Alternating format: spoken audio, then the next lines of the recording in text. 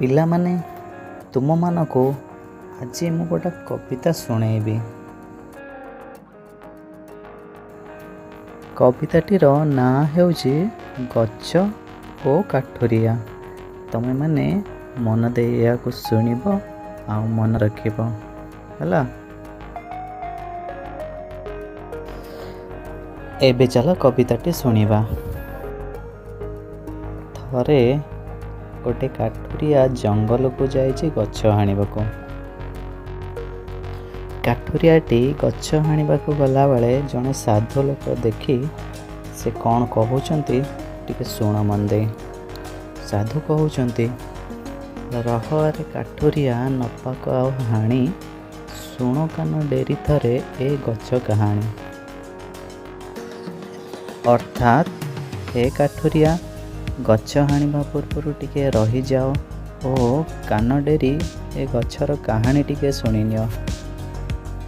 ତାପରେ ସାଧୁ କହୁଛନ୍ତି, ନ ଫୁଟୁ ପଛକେ ବାସ ଫୁଲ, ଏ ଗଛର ଦେହେ, ନ ଉଡ଼ୁ ପଛକେ ମଧୁମକ୍ଷିକା ସେ ନେହେ।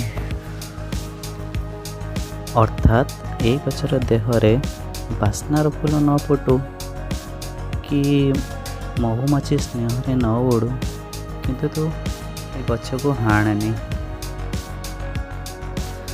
ଆଉ କ'ଣ କହୁଛନ୍ତି ନା, ବସି କୁହୁ କୁହୁ ତାନେ ନବବଧୂ କାଳେ, ନ ଗାଉ କୋକିଳ ପଛେ ଫୁଲ ଭରା ଡାଳେ। ଅର୍ଥାତ୍ ବସନ୍ତ ଋତୁ ସମୟରେ କୋଇଲି ପଛେ ଫୁଲ ଭରା ଡାଳରେ ଗୀତ ନ ଗାଉ, ତଥାପି ତୁ ଏ ଗଛକୁ ହାଣେନି। ପୁଣି ସାଧୁ କହୁଛନ୍ତି, ନ ଫଳୁ ପଛେ ଏ ଗଛେ ମିଠା ମିଠା ଫଳ, ଖରାବେଳେ ବାଟୋଇ ତ ବସେ ହିଁ ଡାଳେ। ଅର୍ଥାତ୍ ଏ ଗଛରେ ବରଂ ମିଠା ମିଠା ଫଳ ନ ଫଳୁ, ହେଲେ ଖରାବେଳେ ବାଟୋଇ ତ ତା ଛାଇରେ ବସି ଆଶ୍ରୟ ନେଇପାରେ। ତାପରେ ସାଧୁ କହୁଛନ୍ତି, ଛାଡ଼ି ଯାଅ କାଠୁରିଆ ନ ପକାଅ ହାଣି, ଶୁଣ କାନ ଡେରି ଥରେ ଏ ଗଛ କାହାଣୀ। ଅର୍ଥାତ୍ ତୁ ଏ ଗଛକୁ କେବେ ବି ନ ହାଣି ଏଠାରୁ ଛାଡ଼ି ଚାଲିଯା। ଆହୁରି ବି ସାଧୁ କହୁଛନ୍ତି, କାଠୁରିଆ ନ ହାଣ ସେ ଗଛ ରହ ରହ, ତାହାକୁ ଲଗାଇ ଗଲେ ପିତୃ ପିତାମହ।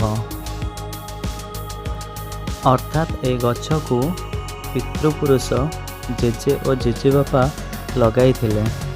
ତୁ ଏ ଗଛକୁ ହାଣେ ନା, ଚାଲିଯା ଏଠାରୁ।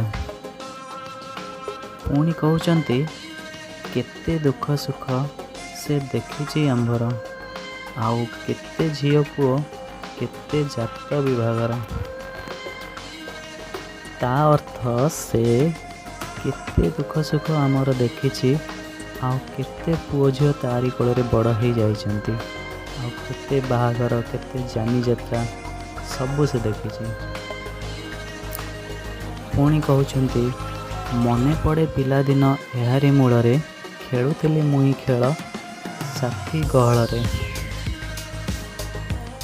ଆଉ ପିଲାଦିନେ ଏହାରି ମୂଳରେ କେତେ ସାଙ୍ଗ ପିଲାଙ୍କ ମେଳରେ ଖେଳ ଖେଳିଛୁ ଆମେ।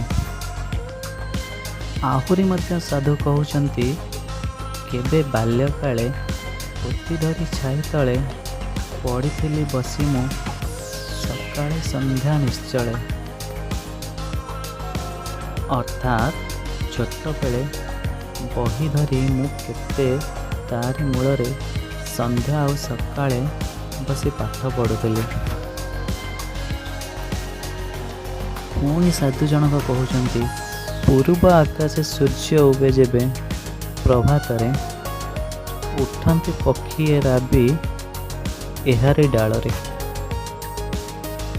ଅର୍ଥାତ୍ ଯେବେ ସକାଳୁ ସକାଳୁ ସୂର୍ଯ୍ୟ ପୂର୍ବ ଦିଗରେ ଉଦୟ ହୁଅନ୍ତି, ସେତେବେଳେ ପକ୍ଷୀମାନେ ଏହାରି ଡାଳରେ ହିଁ ରାବି ଉଠନ୍ତି ବସି।